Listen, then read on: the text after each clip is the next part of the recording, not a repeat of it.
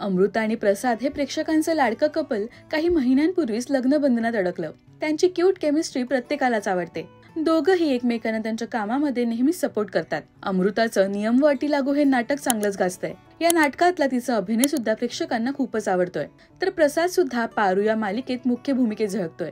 तर नुकताच Zee नाट्यगौरव पुरस्कारचा red carpet सोहळा पार पडला। अनेक कलाकारांना नाटकासाठी नामांकन सुद्धा होतं। अमृताला तिच्या नियम व अटी लागू या नाटकासाठी सर्वोत्कृष्ट अभिनेत्री हा पुरस्कार मिळालाय। पुरस्कार मिळताच तिने प्रसादला व्हिडिओ कॉल केला। प्रसादने सुद्धा बायकोचं अभिनंदन केलंय। कशा शब्दात प्रसादने अमृताला शुभेच्छा दिल्या पाहूया।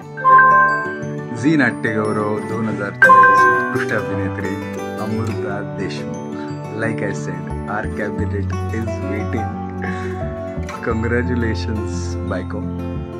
I love you.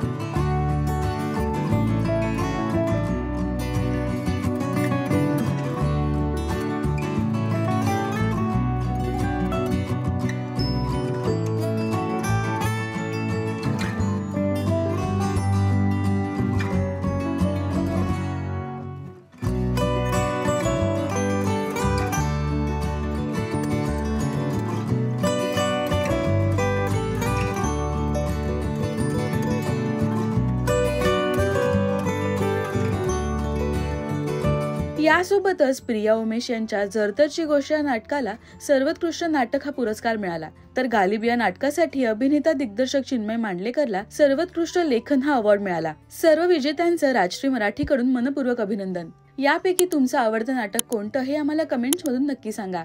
मराठी सिनेविश्वातील बातमी, अपडेट्स आणि गॉसिपसाठी सबस्क्राईब करा राजश्री मराठी।